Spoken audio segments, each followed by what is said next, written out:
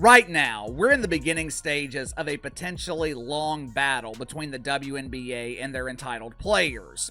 As is often the case, the battle is over money. One side is the beneficiary of millions of dollars in donations from the NBA and other subsidizers, while the other side, they have never seen a comma in their bank balance unless it was being used to demonstrate how much they have overdrawn. Like I told you guys the other day, these negotiations for a new collective bargaining agreement, this is going to be tough. And some WNBA players, they are making it more difficult because their intentions, their credibility is being questioned. The WNBA said teamwork makes the dream work. Turns out they meant teaming up against the league. Yep, rumors are swirling like a missed layup in overtime. Players allegedly colluding to throw the whole 2026 season into chaos. Is this a power move, a protest, or just the league's version of reality TV? Whatever it is, the drama's hotter than courtside nachos. Buckle up, because this might be the most entertaining part of the WNBA season. And it hasn't even started. I don't get it. I don't want to get it. I want it to work out, but America's dumbest league keeps being dumb. You know, they want to go, and I don't blame them, I suppose, the WNBA, from 0 to 1,000. But what they went from was from 0 to Caitlin Clark, and they don't understand it. I'm going to get into Carolyn Peck in a minute. The dumbest league strikes again. Several high-profile WNBA players have begun to openly call out the league's office and commissioner, Kathy Engelbert, as they should, but it shouldn't be them. It should be Caitlin Clark calling it out, to voice their displeasure with the league's initial CBA offer, calling it a slap in the face. And just when you thought it couldn't get messier, here we are, watching a professional sports league spiral like it's auditioning for a low-budget soap opera. The WNBA is no longer just a basketball league. It's a case study in how to alienate your fan base, confuse your audience, and self-sabotage in broad daylight. The court used to be for competition. It seems as if this is the week the WNBA players decided, you know what? July 4th week, we are going to start playing out these CBA negotiations in the court of public opinion. We're going to air our grievances. Every time we get in front of a camera, we're going to complain, we're going to whine, and then hopefully enough fans, enough supporters are going to get on our side and start holding up their pitchforks and torches, marching at the door of Kathy Engelbert, screaming at the owners, "We want more money, we want more money." Now, it's for virtue signaling, mid-level theatrics, and referees who might be flipping coins in the locker room before every call. Let's be honest, what exactly are we watching here? Because it sure isn't the clean, high-level professional basketball fans signed up for. No, we've entered a dimension where business logic has left the building and been replaced with a bizarre checklist of hashtags, slogans, and press conference poetry. Ooh, the shots are firing in the WNBA dump. It's the diva of dump divas, Kat Engelbert, against entitled WNBA players. It's the woman who controls all the money that was generously donated by the NBA against delusional dump divers who think they deserve the money even though they have failed to generate a Vietnamese dong in profit. It's entirely possible that there are other dongs in the WNBA. They're just not in the form of profitable currency. People aren't tuning in to watch a halftime TED Talk about feelings. They want buckets, rivalries, buzzer beaters, and something that at least resembles professional sports. But instead, they're getting drama that feels like a group project where everyone thinks they're the boss and nobody actually read the assignment. The WNBA players have opted out of their current collective bargaining agreement and face the prospect of a work stoppage. The players are absolutely right. They only get 10% of basketball-related income compared to the 50% that the NBA players get. Players citing higher television ratings, attendance figures, franchise values as the reason for opting out. Now, wait a damn minute. Higher television ratings, higher attendance figures. That doesn't come courtesy of a league. It comes courtesy of the players that play in the league. Caitlin Clark, she was the most popular, which means she could have helped your bottom line. And can we talk about the refs for a second? These are supposed to be the neutral arbiters of justice on the hardwood, but some of them are officiating like they're wearing invisible jerseys under the stripes. You blink wrong and it's a technical. You breathe near a star player, it's a flagrant. Meanwhile, actual elbows and flying limbs are treated like interpretive dance. It's not officiating, it's performance art. The WNBA has somehow found a way to make everything about the league except basketball. Front office statements sound like HR memos, pressers are less about game strategy and more about vague motivational riddles, and the social media accounts, half sports updates, half sensitivity training posters. At some point, someone's got to say it. The WNBA doesn't need a new slogan, it needs a reset button. A full-blown overhaul. Tear it down to the studs and rebuild it with one thing in mind: business. Not buzzwords, not group hugs, not virtue flexing, just pure unapologetic market-driven professionalism. A league where the product is king, where merit matters more than mantras, and where wins and losses are more important than Instagram captions and curated outrage. Right now, it's hard to even tell what the league's actual goal is. Is it to compete with other professional sports? Is it to be a platform for activism? Is it to be a vibes-based social club with uniforms? Because you can't be all things to all people and still claim to be serious. The NBA's not out here holding feeling circles before tip-off. The NFL isn't debating whether sacks hurt people's emotions. Bad news. Bad news. Breanna Stewart basically confirms they're not getting anything they want in the CBA. The CBA offer is a joke, a slap in the face, a spit in the face, and the players will go on strike. They're going to go on strike, y'all. This is happening. I think this is going to come to a crashing head here. But the WNBA? It's become so wrapped in identity politics and ideological pageantry that even diehard fans are starting to walk away with their hands in the air like, okay, I tried. You want real growth? Treat the WNBA like a business. Cut the fluff. Streamline the product. Start acting like a league that wants to make money and win fans, not gold stars from Twitter. People are paying with their time, their money, their energy, and they want to be entertained, not lectured. They want gritty rivalries, not sanitized solidarity parades. They want competition, not choreographed compassion theater. Imagine a WNBA where talent is everything, where media coverage isn't forced but earned, where the best players are highlighted because of their dominance on the court, not their ability to give a lukewarm take on cable news, where refs are held accountable and games are decided by skills, not random game-swinging whistles that feel like they were made by a confused AI trained on soap operas and sitcoms.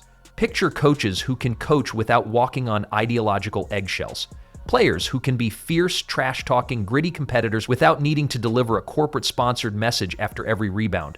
Broadcasters who are allowed to criticize without writing apology letters by morning. Fans who don't feel like they're on probation for watching the game wrong. They're saying, oh, yeah, sure, here. You want my watch too? Here's my necklace. You want my private jet? Yeah, take my private jet. You could go to Costa Rica. You could go to Turks and Caicos. I'm not sure what the players are expecting. I just hope that they understand that they're at a negotiation table across from sharks. Not minnows, not guppies, not goldfish you flush down the toilet when you forget to feed them for a few days. They're across from sharks. They swim in the waters and they smell blood when it comes to the WNBA Players Association, and they smell blood especially when they see how they've been treating the only player in the league that draws some moolah. They're like, oh no. Let's face it, people don't support teams because of slogans. They support them because they fight, they claw, and they bleed for wins. That's the DNA of real sports. But the WNBA's current version feels like it's been designed in a faculty lounge, not a locker room. It's the only place where you can drop 30 points in a game and still be overshadowed by someone's podcast rant about systemic parking lot inequality. And sure, we all get it, social issues matter. But when the primary draw becomes the activism instead of the athleticism, you've turned your league into a niche think tank with sneakers. It's not that fans are against players having opinions, it's that they didn't buy a ticket to a panel discussion. They came to watch a game. There's a reason other leagues don't drown themselves in ideological theater. It doesn't sell. It doesn't scale. It alienates more people than it brings in. And for a league that desperately needs eyeballs, that's not just self-inflicted, it's self-destructive. You can't grow a league while turning it into a members-only echo chamber. At some point, somebody in charge has to admit the obvious: the current blueprint isn't working. The audience isn't growing because the product isn't compelling enough. Not because people are bigots, not because society isn't ready, but because the league refuses to prioritize what matters. quality basketball, fair officiating, competitive energy, and actual entertainment. NBA has been telling you for a while that they're big and they're good and they're strong and they're worth money. And I've been telling you for a while that looking at their TV rights and using that as the sole example of the health of the WNBA is completely wrong to do. That was a pegged number from the full NBA deal. There's one group of people in the WNBA who don't yet quite realize that the owners of the WNBA in no way feel rich or lucky at the moment. They feel like they've got some momentum. So if the WNBA wants to survive, forget the slogans, forget the panel discussions, forget the 10-point mission statements posted in Comic Sans. Start treating the sport like it's worthy of being watched on merit alone. Bring in refs who know what a foul is. Highlight rivalries that actually make people care. Promote stars who are lethal on the court, not just likable in interviews. Or, if that's too much to ask, just dissolve the whole thing and start over with people who aren't allergic to success. People who understand that a sports league is, at the end of the day, a business. Not a student council meeting in sneakers. A business that should be selling basketball nube, not buzzwords. Until then, fans will keep tuning out, ratings will keep nosediving, and everyone will pretend to be confused while the league slowly turns into a punchline. And let's be honest, that's already happening. The WNBA is becoming a meme in real time, and not the kind that sells jerseys, the kind that sells silence in the bleachers. Because here's the uncomfortable truth no one at WNBA HQ wants to put on a PowerPoint slide. Without Caitlin Clark, the league is about as watchable as a 2-hour dental seminar. The entire ecosystem is being held together by a 22-year-old rookie who's barely unpacked her suitcases, and somehow she's the glue, the spark, the ratings, the ticket sales, the jersey merch, and half the media coverage rolled into one. They haven't made $1 with y'all, and y'all keep asking for more and more and more. Let's see what Breanna Stewart had to say about the CBA negotiation. She said, "I'm absolutely frustrated. Anytime you go back and forth, you're not expecting to hear that yes on the first proposal, but you're expecting to have a conversation. They just kind of ignored everything we say." My bad. I'm not supposed to. My bad. Hey, these owners getting disrespectful out here. They get disrespectful. They just ignoring y'all. Oh, man. Y'all thought Caitlin Clark was going to save this shit. Oh, my God. Remove her from the equation, and what's left? A league gasping for attention while pretending it isn't entirely dependent on one player to keep the lights on. And no, that's not an exaggeration. Look at the data. Look at the packed arenas when Caitlin plays versus the empty chairs and crickets when she doesn't. Look at the TV numbers spiking like an energy drink overdose every time she steps on the court. The numbers aren't just up, they're on life support elsewhere and throwing a championship parade every time she plays. We're not talking a slight difference, we're talking Grand Canyon levels of viewership drop-off. Without Caitlin, the WNBA isn't struggling, it's disappearing, and the league knows it. That's why they're hanging on to her like she's a human flotation device on the Titanic. The problem is, they're trying to exploit her value without protecting her value. You'd think if one person was single-handedly driving growth in every metric that matters, revenue, viewership, social media buzz, they'd be treated like royalty. Instead, she's being treated like an unwelcome guest crashing someone else's dinner party. How backwards is that? You've got a generational cash cow accidentally saving your entire league from irrelevance, and the locker room's response is basically, who invited her? This CBA is an absolute disgrace. Yeah. I really do. Yep. We've been talking about that. Absolute disgrace. First of all, it's so esoteric. There's no way the average fan can process any of this or really understand it. But also, you think about the Celtics. They did it the right way. Yes. They built the team through the draft and shrewd trades. This is not some super team where a bunch of guys like ganged up, and now they have to dismantle the team. Why? Because there's other teams that aren't as smart, and there's other owners that are lazy and cheap. This is what the league is doing now? It makes no sense. It's not good for the Celtics. I also don't think it's good for the product. If this league had even a thimble of business sense, they'd be building a statue, naming a conference after her, and maybe, just maybe, protecting her from getting clotheslined every third game. Instead, she's taking hits like a tackling dummy while the refs file their nails and pretend they didn't see it. So now we're staring at the 2026 season with one massive, sweaty-palmed question. Will it even happen? Because the way things are going, it's not just about declining ratings or awkward pressers anymore. It's about whether there will be anything left to salvage. Not on the horizon. The worst part, everyone's tiptoeing around it like it's some big mystery, like there's a rating spike fairy hiding behind the curtain. No, it's not magic, it's Caitlyn. She's interested. She's the investment. She's the ticket that finally made the WNBA relevant to people outside the niche bubble, and instead of being embraced, she's being hazed, fouled, and weirdly resented by people who don't seem to understand that she's literally keeping their paychecks coming in. Here's the deal, guys. The WNBA is having a moment right now. We see record crowds, we see record ratings. The biggest stars in women's basketball that we've ever seen are taking the court night in and night out. But here's the thing. While the game is thriving on the court, well, off the court, there is a battle that really could change everything. Right now, the league and its players are locked in tense negotiations over a new collective bargaining agreement, which is the deal that governs just about everything. Salaries, roster size, travel, licensing rights, you name it, it covers it.